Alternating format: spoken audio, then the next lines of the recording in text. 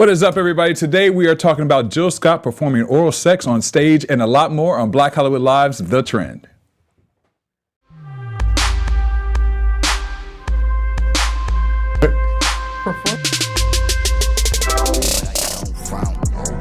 Moving everywhere just to get out. Took the hard away, another route. Tell me when you check for me. Ain't stepping cause homie ain't a threat to me. These are hard times, pardon my mind. I ain't seen the light of day such a long time. I knew this life was made for me. I get back to them people who done prayed for me.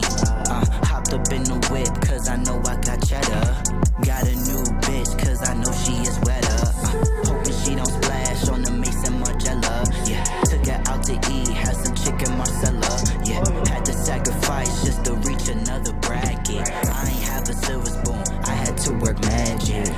We was taught not to hesitate, only regulate, get the comma straight. New niggas bait, skip the conversate. In a better place, ain't no time to waste. Lost it, but I'm here now, I'ma dominate.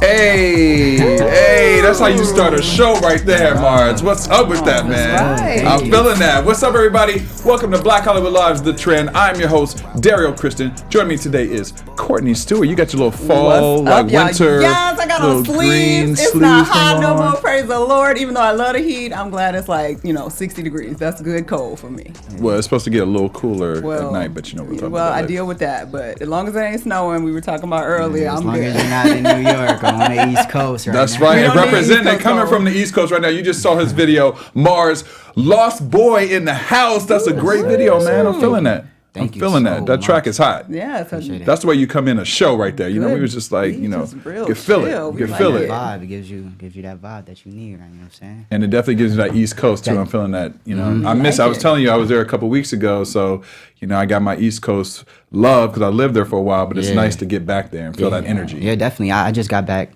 this morning actually from New York. Nice. And I'm from Queens. Oh, I know Left Queens. Rack City, I know so well. I'm representing New York, LA. Representing, Alright. killing it. Glad you came to the studio today. Thank you, man. We're Thanks gonna for talk. having me. We're gonna talk about your music and a lot more stuff once we get through these hot topics. But first, we're gonna start off Daryl's favorite moment of the week. favorite moment of the week. And I just want to let y'all know that Marz's mama is up in the house with us today. So Mom, So we all feeling I'm feeling a little funny about what I'm about to talk about. But Mama said I could talk about it. So and if she want to jump on the mic at any moment and make a little comment, she can too as well. All right. So I know you guys have probably been following social media this week. Jill Scott has been in the headlines because of the fact that she was performing at a show. Yes. She's trying to bring her sexy back, and she always brings it whenever she performs. And she brought a little something extra this time when she performed the stuff. I knew Jill was probably a little freak, but I didn't realize she was going to show it up on stage like that. So basically, if you haven't seen the video, we're going to show it, but it's a performance of Jill Scott, and she's letting us know what she likes to do for her man, when she's in that special place with him. We got a little video clip here we'll show. bring it on then. All right.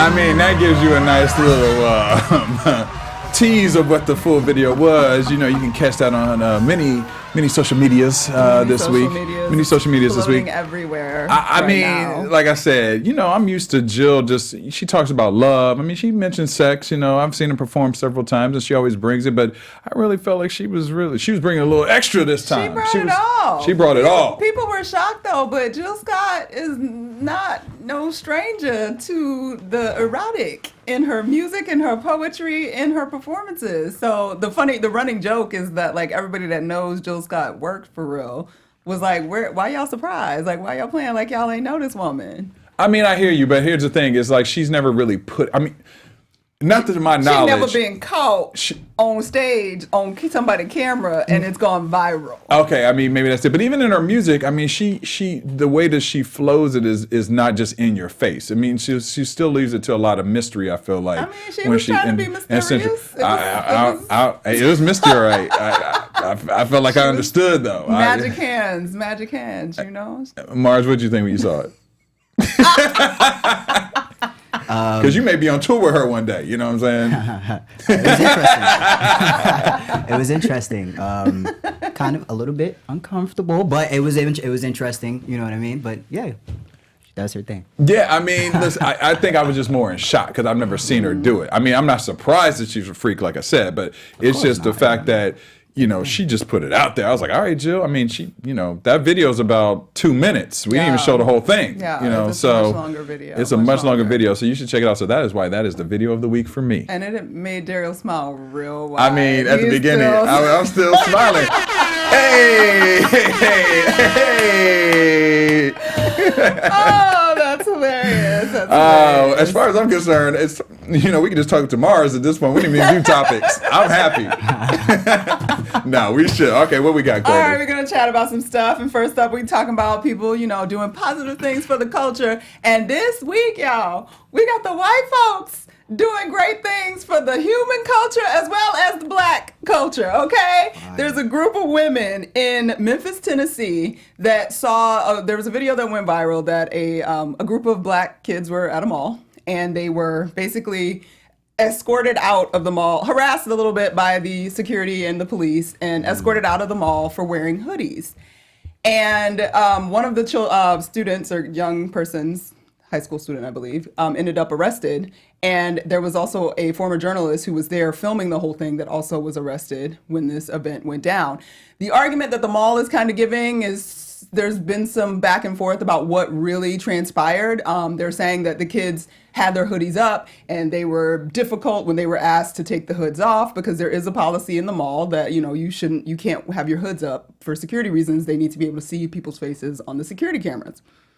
Well, wait, is that a full rule and it's the rule in this particular mall. Oh, okay, I'm okay. sure it's a fairly standard rule nowadays in a lot of different places. I'm not because facial recognition and things like that, can't see if I didn't know you had to watch what you wear. wear to the mall. I mean, we have to watch what we wear to the mall. But I'm saying I didn't know there was a rule in the mall about what you wear. In this particular one, it's definitely a rule, and I wouldn't be surprised if it is elsewhere. But either way, this group of white women saw this report happen, like, wait, hold up, like, that's a rule? I didn't know that was a rule. Well, these sisters got themselves together, and they said, you know what, we're going to go to this mall, and we all going to wear our hoodies, and we're going to see if this rule actually applies to everybody. Well, what y'all think happened? Let me guess. No, nada. This group of ladies wandered around the mall. They had their hoodies on. They had them off. They had them on. At one point, they did have them on, and they were asked very politely and kindly, oh, could you just take your hoods off? The security cameras can't see your faces. They took them off. But they then later put them back on. Nobody harassed them. Nobody kicked them out of the mall. No one escorted them out of the mall. No police officers jumped them and tried to arrest them or anything like that. So one of the women in the group, her name was Sherry Ennis, and she said, quote, it struck a chord with us. It struck a chord on us that we could do that. We could walk through there. We could take our pictures. We could wear whatever we wanted. And they went on to say that... She went on to say that we pulled them up on occasions and we were approached very politely to remove our hoods. And we did. And because it was obscuring our identities. And she went on to say there's no question that some members of our community are constantly harassed and traumatized, where those with the less melanin, oh, she said with less melanin, less y'all, melanin. She went there, are right. given a pass, and we must do better. So they actually both, there was a group of 4 women, 2 of them posted on their Facebook pages, and their Facebook posts went viral about the situation, and they definitely called them all out, like, hey, we walked around this mall, we didn't get harassed about anything that we were doing with the hoodies, and you guys, the rule is fine, but the rule should apply to everybody. So the white girls was speaking to the rest of the world, y'all, on behalf of the people. Thank Shout you. out to them. Thank you. Shout out to them. I agree. I mean, piggybacking off of what Marz said, we've talked about this on the show before.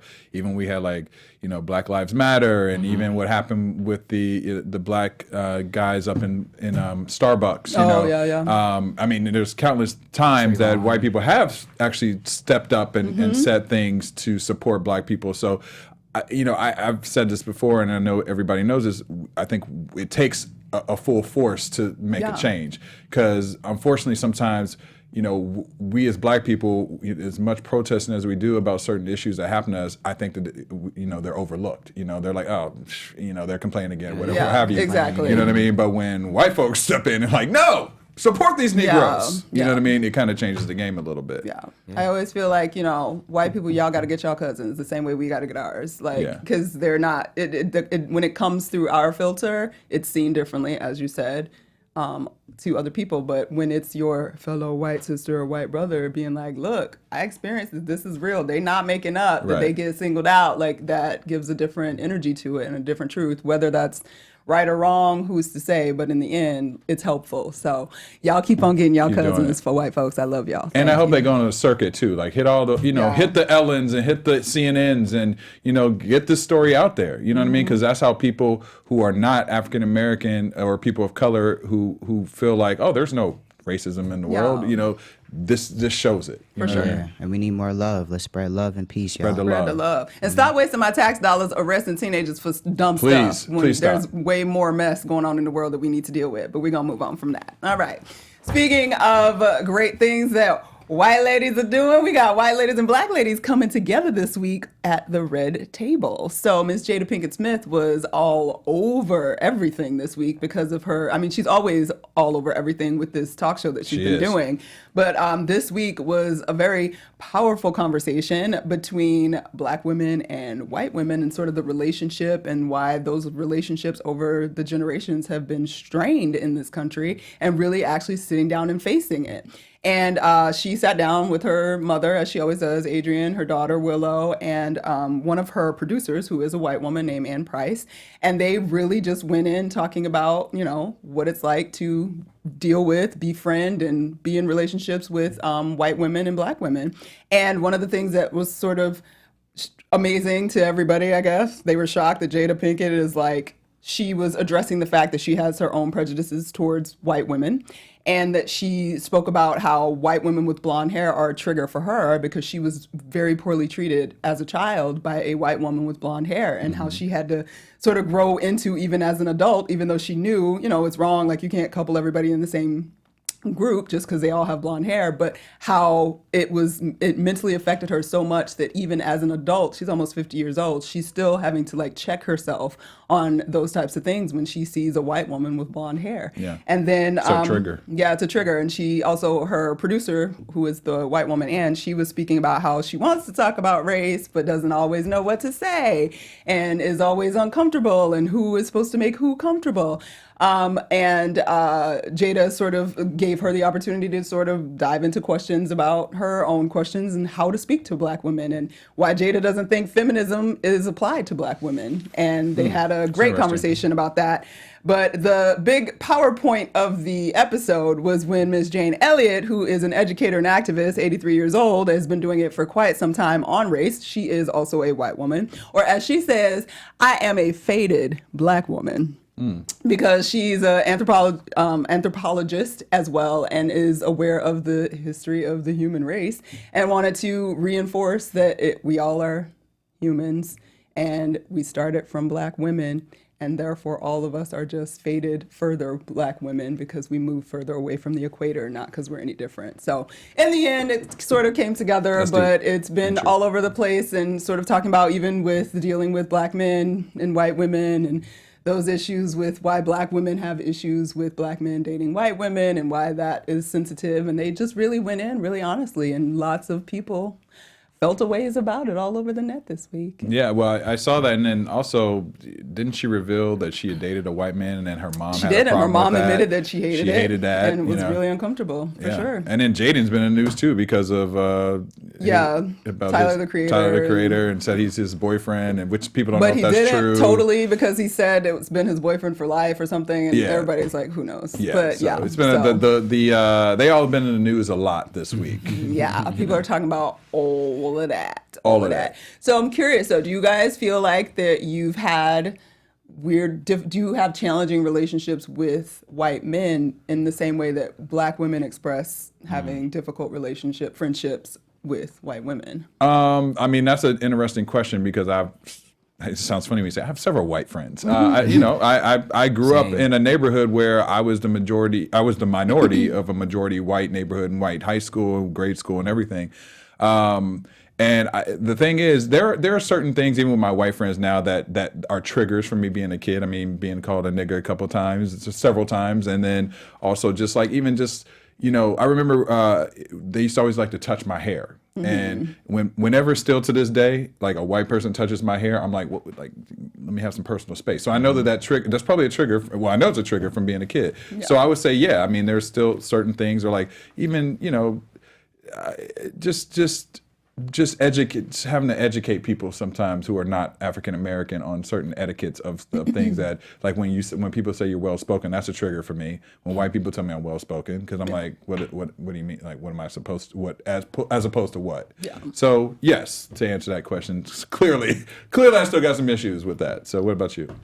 I haven't come across that many issues with it. Most white men compliment me, you know what I mean, just because I'm cool. Like I'm cool. Like I like that. He's like, I'm cool. Because I'm cool. He's like, I'm cool like that. Yeah, I just connect with people on a real level, so it doesn't matter like who I come across. I can vibe with anybody. You know what I mean? I feel that. Nobody really tries me. That's good. I feel that. He said that, and he said that so. But the times that I do experience it the most is when dealing with the police, though.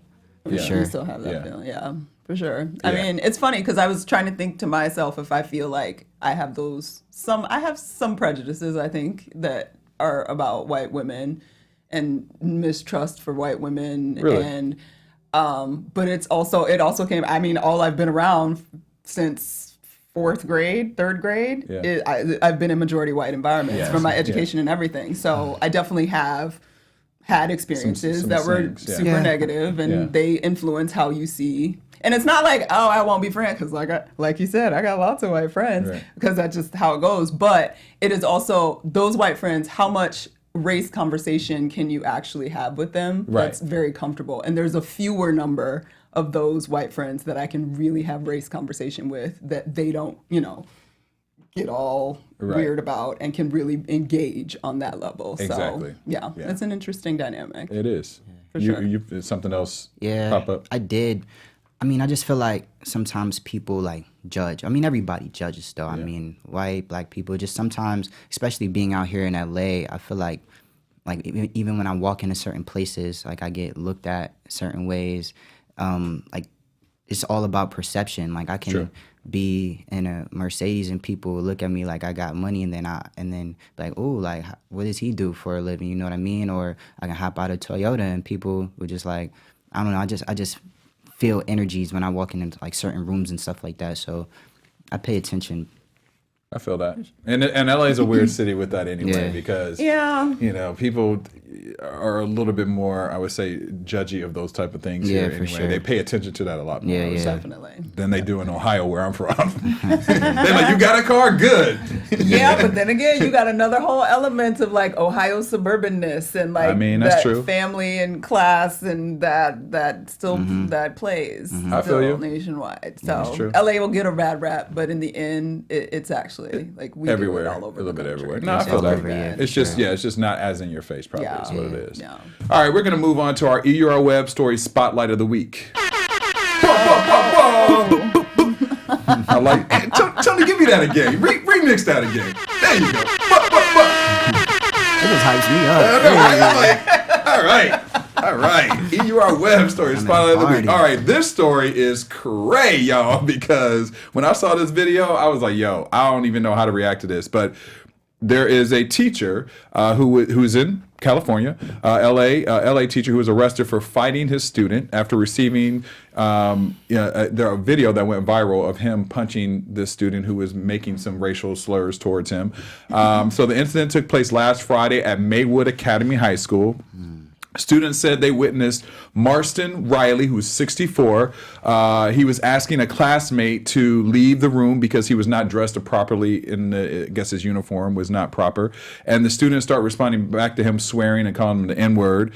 And, kids, as everybody does now, everybody's got their phone. So the altercation was captured all over the video. So the two were, going back and forth. And I guess the young kid threw a basketball at the teacher and was still throwing these racial slurs, and the teacher hit him in the face, and hit him a couple times actually. And when I say hit, it was crazy. We gonna show a little piece of this video. Oh. So they traded blows a little bit back and forth, resulting in the teacher getting arrested on suspicion of child abuse. He was released Saturday after posting a $50,000 bond. The student went to the hospital and had minor injuries, but was released, and it was all good. The community and students have been actually coming to the defense of the teacher, though, because one person raised $100,000 so far, a little bit over $100,000, in a GoFundMe account to help with the legal fees that the teacher's going to have to endure because of all this craziness. Now, here's a little clip of the video here that we have of the altercation. 64-year-old Marston Riley appeared on cell phone video to punch the student in the face, then continued to pummel the boy to the ground. Witnesses say the fight started after Riley asked the student to leave the classroom for not wearing the proper school uniform. The student allegedly responded with a tirade of racial slurs. Oh my God, he's beating him. It was just like back and forth, back and forth. Yeah, so that's a clip of the video. And I really want to hear what you guys have to say about this. There's also another video apparently that surfaced of the teacher's been in an altercation before with students, and they said that, there have been eyewitnesses from other students that said that the teacher was attacked by, other students. So let me know what you guys think about this, and I'll get my 2 cents, because it's crazy to me. That seems as if the teacher had hatred built up against the student the way he was beating him up. You know what I mean? I understand, was it self-defense? Was it self-defense on the teacher's part? That's what's sort of debatable right now. Debatable issue. Apparently in the beginning, the kid threw a basketball at his face. Even still, grab him up, take him out the classroom, but don't be fighting him in front of everybody. Right. That's not cool. Yeah. Court. Yeah, I definitely, I know that one side of me is like, these little evil kids be doing stuff in these schools, like these teachers. And I know because, I have family that works in the school systems and kids. They'll try you. But they don't just try you anymore. They are next level when it comes to disrespect and physical abuse towards teachers. That's not a small, that happens often. So I agree though that it looks, from what it looks like, it was definitely a built up, that student probably was a constant problem and an issue with him. And when the basketball was thrown at his face and he got hit and he punched the guy, he snapped. He definitely looks like he snapped and kept beating him, because I agree, he should have probably restrained him and dragged him out. Yeah. But also you're like, dude, this is a 64-year-old man. You done threw a basketball at him. These are high school kids that are the size of adults. This isn't so he said, you gonna treat me like you're an adult. I'm gonna treat you like an adult. So there's that little part of me that's like, he needed his ass whooped. Yeah. But I know it's wrong. You're still a teacher. You have to be professional. And he definitely got out of line. But dang, that kid must have been. He must have been trying him. The situation, I can understand how it could escalate, and you tried, and people saying, and then you getting called the N-word, and they throwing basketballs in your face, and there's a lot going on, and this kid, like you said, this kid probably, I'm sure this is not the first time that this kid was a problem in class by any means. But after, it's the one thing where I saw the first 2 punches, but then the beating. That's the problem. That's where he was out of it, and that's when I was like, ooh, it's hard for me to completely side with the brother, even though I know that he was tried, and I want to support him all the way, but it's tough. He took it too far. In the end, he's the adult, and as much as it sucks, he's the adult. He needed to step off. He needed to. Ooh, now, granted, he was probably like, I'm about to retire. I'm 64. I got one more year in full, and he lost it. Hopefully not. Hopefully with this. just, we'll see what happens because, like I said, the community and a lot of parents and students have been coming to his defense. Yeah. Now, whether that, I don't know what lines that's going to fall into because at the end of the day, he still hit the student, no matter what, so. I think they're just empathizing, but in the end, I don't really see how he can legally get I don't know out he can of, come from that. I mean, I'm sure that kid's family or kid can sue him, sue the school. Like, there's a lot of things that can go on. Probably done as a teacher. I'm thinking that I'm actually thinking that regardless, he probably should be. I hope it doesn't affect his pension. Yeah, that's the only thing. Yeah. Yeah.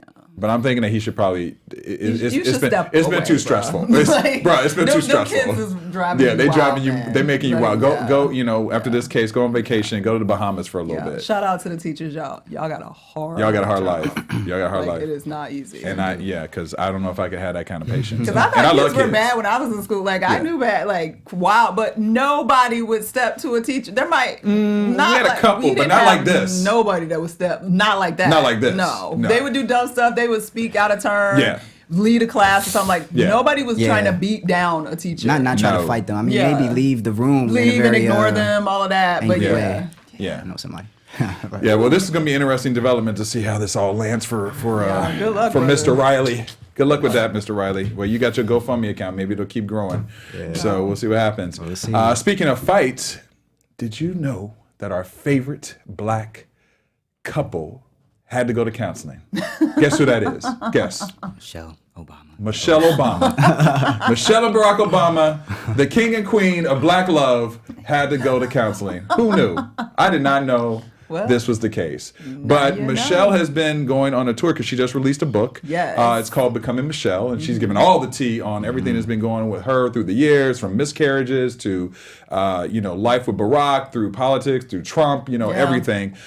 She's given all the tea on that. So check out that book and go pick it up and support her. On Friday. But she did on Amazon. I know you did. But she did a recent interview in the December issue of Elle with, of course, Miss Oprah Winfrey. Mm-hmm. And in that, she revealed how, through her 26 years of marriage with Barack, it hasn't always been easy sailing, which what relationship is. Shocking.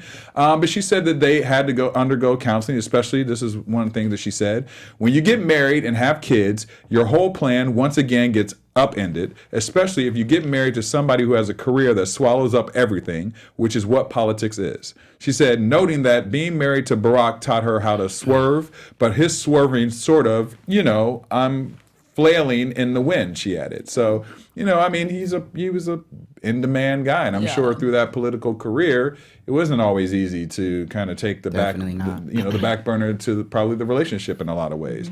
Mm-hmm. She said the counseling helped her learn to communicate and understand love in a different way. And she says she figured out how to build her life, and what works for her outside of just being the wife of Barack. Yes. So, hey, listen, I'm all about a good counseling. I love all these black folks talking about therapy in any way, shape, or form. Because that used to be taboo. Yourself or for exactly. Taboo with the black folks. It's great. It does wonders, and we need it because we live in a wild world. We live in a wild world. Yeah. So any support and positive things to keep black love alive, I support. Yeah. Shout out to them. Make all that money, Michelle, even for all them people that's hating on you for making all that money. Exactly. They coming for her for making money. I know, but then, that was like for real. Yeah. It's always the haters. It's the nonsense. Haters. All right. Well, that concludes our topics of the day. Now we're going to get with Mr. Marz. Talk about some music and Lost Boy and everything you got going on. All right. So you start off in the industry actually as a Nick City kid, right? Yes. So what was that? Well, so growing up, I was very interested into everything, like singing, dancing, rapping, acting. My first audition I had booked, it was a public service announcement commercial. So, I guess officially I started first as an actor. Okay. From there, I just kept going to different auditions, and the Nick City Kids was definitely one of them. I didn't make it my first try. I made it the second try.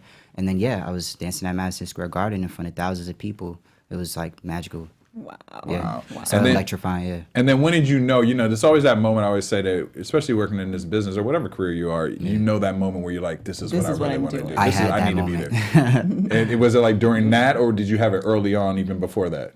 It was definitely during that. I knew that I wanted to be in front of thousands of people, performing, entertaining. I want to do it all over the world. I looked up one day, we hit one of the poses, and I was like, yo, I want to do this for the rest He's of like, my yeah, this is my jam right here. Yeah. Just let it out. Yeah, it was cool. And then you perform, in front of Diddy to this Jacob Latimer, at the BT Experience, Marz Behavior, Chris, all kinds of stuff. Chris Brown, I was in the Justin Combs' "Love You Better" music video actually, with Chris Brown. Oh, dope. Yeah, and Diddy had pulled up, DJ Khaled. It was a pretty dope time on set. I've opened up for Diggy, Jacob, Justine Skye, Eric Bellinger. I did different shows across the country. This was a few years ago. Okay. It was pretty dope. Yeah. And then I know we had the single and the You got a video at the single. beginning, Lost Boy, but I What's know you're going working on? on the album. Mm-hmm. First of all, what inspired you with Lost Boy? And then what can we expect from the album? Like, what would you say your sound is? Lost Boy, it came from a real place. The past 2 to 3 years, I've been going through tough times, and so nobody really knows that. At least only 5 people really know what I've really been going through in life. So Lost Boy is just a taste of what's coming on my project. Basically, introducing myself to the world, because I've never really done that before with my music. Kept it real. And so now that I've gotten older and I know more about myself, it's really about making sure that I put the right message out to the people, because I know that there's a lot of people in the world going through what I've been through. Is You there know what I anything mean? you could tell us as far as what you were going through? Not exactly at the moment. I'd rather wait until you guys hear some of my music, the project.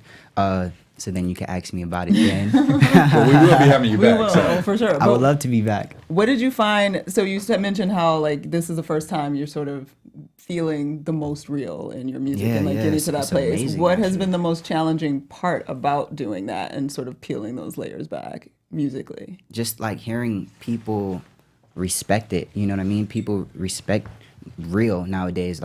I'm starting to see that, and so that's what I'm trying to aim for, just being real. And then what will the album entail? What inspired you to kind of create this sound for the album? What is the sound for the album? Yeah, basically, so the sound is just sound, just what you mean, as far as If you could put yourself in a category. Oh nah, I don't really like to do that. I'd rather just, you know what? Usually when people listen to my music, they don't really have a comparison in a sense. They don't really. They're just yo, you sound like yourself in a sense. That's great. Yeah, that's usually what I get back from people. And then, so when will the album be out? Oh, the album, it'll be out early 2019. 2019. Yeah. Soon. And who are the Coming people that soon. influence you with music? I mean, because we all have somebody who we look at and we would like to emulate that career. Who is that person for you? So growing up, I was really into Michael Jackson. I was watching his tours and his music videos. Usher, his tours, those people really inspired me to want to become an entertainer. And along the line, also Missy Elliott, her music videos were popping. That's why I incorporate the dancing and stuff with the rapping. And then along the lines, it was Lil Bow Wow, Lil Romeo. I was always listening to their music. I wanted to become a young star based off of watching them. And then now it's Chris Brown. He's one of my biggest inspirations in music and entertainment.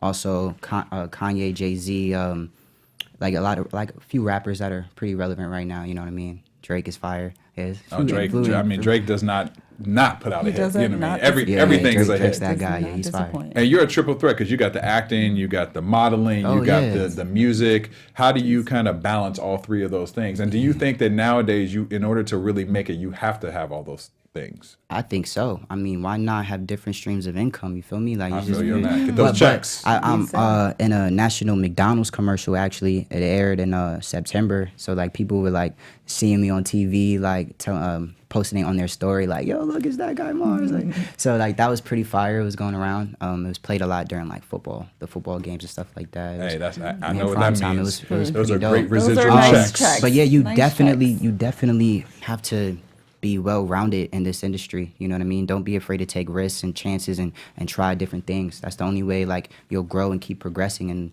be more of a force in this world. You know what I mean? I want to be a force. I want to change the world. I want to do great things. I want to help people. I want to give back to my community. I just want to be great. You feel me? So and spreading my message and connecting with people. I just want to heal and inspire. That's my goal. I like that you use the word Inspire. heal. Heal And inspire, but the word inspire. heal is, I feel like, so important, especially right now, because that is somewhere I think we need to be. It's just That's as, my goal. as a culture, we Yeah, need that was to my heal. We goal, got yeah. some scabs that that Some of them getting picked at. Some getting and picked all, at all the you know, time, so, trying yeah. to try us all the time. So Yeah. I appreciate that, brother. Well, I look forward to seeing more of your career. What's the next single gonna be?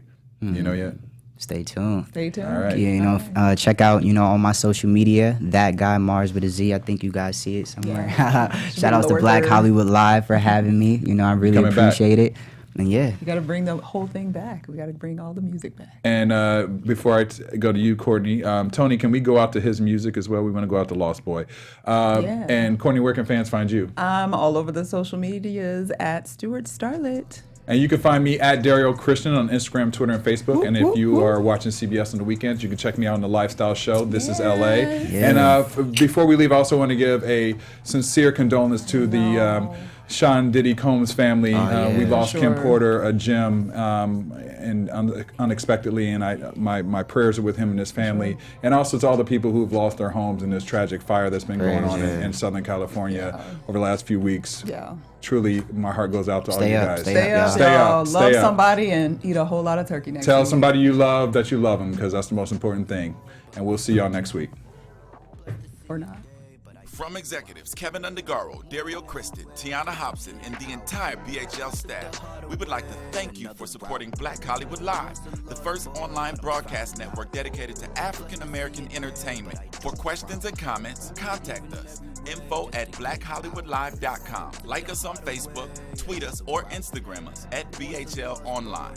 And I am the official voice of Black Hollywood Live, Scipio. Instagram me at KingXOBay.